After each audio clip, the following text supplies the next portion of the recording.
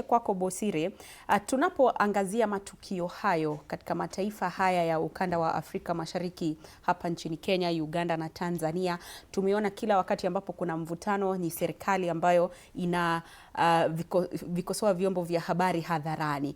Kwa hivyo wakati ambapo tunashuhudia matukio kama haya katika karne ya sasa hivi tulipo sasa hivi, inaashiria nini? Kwamba uhuru wa vyombo vya habari unaimarika au sasa ndo unazidi kudhoofishwa zaidi?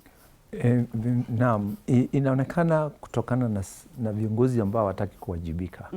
Wanaendelea, kaudi yao kubwa ni kujaribu kudhoofisha na kuficha maneno ndio wasimulikwe kwa ile mambo wanafanya ya kisiri ambao sio mzuri kwa jamii. So hapa Afrika Mashariki, vile nilikuwa nimesema mwanzo, kuna ripoti zinaonyesha ile ripoti za juu ya uhuru wa waandishi wa habari na utoleaji wa hiyo maneno ni kwamba inaendelea kudhoofika, na ni kwa sababu ya viongozi wale wako huku wamezoea, walikuwa wametoka kwa culture ambayo haikuwa ni ya uwazi, na hiyo ndio wataki, na kwa sababu ya mambo mingi imefanyika. Wengine wanachukua hii mambo yanaitwa dijitali, wanaanza kusema kila habari inatokelezea, kwa sababu kuna habari gushi mingi zinatokelezea kwa mitandao. Wanajaribu kujificha hapo ndani ndio wasiambiwe maneno, lakini ni kwamba ni wazi jamii yoyote ambayo inaweza kuwa wajibika, inafanyia wananchi wake kazi, ukiwa kwa space ile inaitwa kwa public, lazima uwe unawajibika, kwa sababu hiyo kazi unafanya kwa sio binafsi, unafanyia wananchi.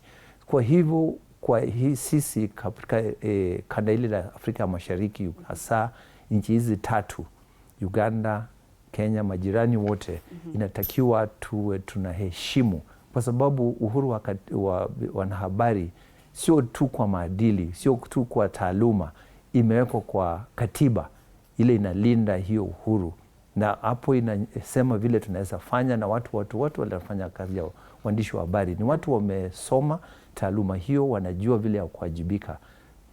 Kwa hivyo ni vigumu sana na ni hatia kwa mtu yeyote ambaye kuja kuambie hapa nataka ufanye vile nataka. Na ule mtu yeyote anataka, viongozi wote wanataka waandishi wa habari waanze kuwasifu, hapo kuna shida.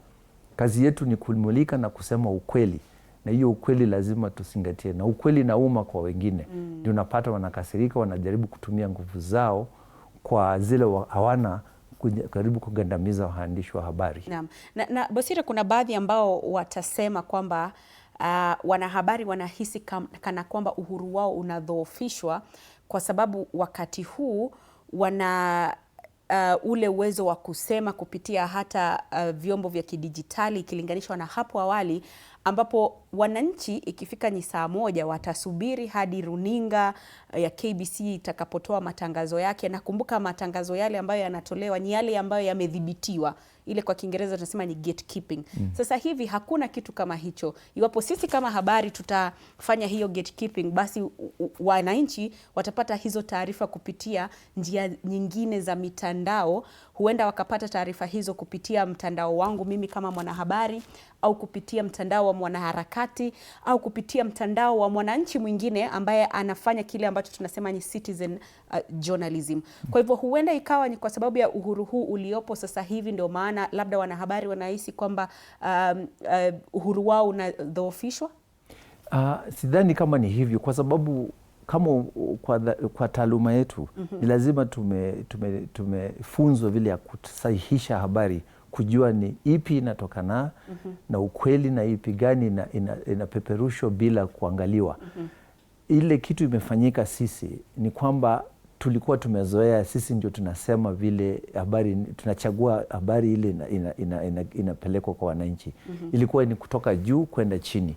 Lakini sasa kwa sababu kwa democratization ya habari na information, siku hizi ni ule audience ndiye anasema nataka habari hii, nataka uniambie kwa ukweli hivi na wakati huu. So kila wakati vile tunatembea, habari inakuja kwa vile inatakiwa kukuja, vile inafanyika. Kwa hivyo ingojee mpaka mtu aisahihishe, uipapase vile unataka, inakuja. Kazi yetu ni kusema kutoka hapa ni gani inafanyika, ni nini maana yake, ni nini. Hiyo ndio sasa imekuwa ngumu, na kama hatujaelewa kabisa sisi wenyewe inatupatia matatizo kidogo, kama hatuwezi eleza juu zaidi kusema vitendo imefanyika, ni ipi itaweza kutu affect sisi kama wananchi.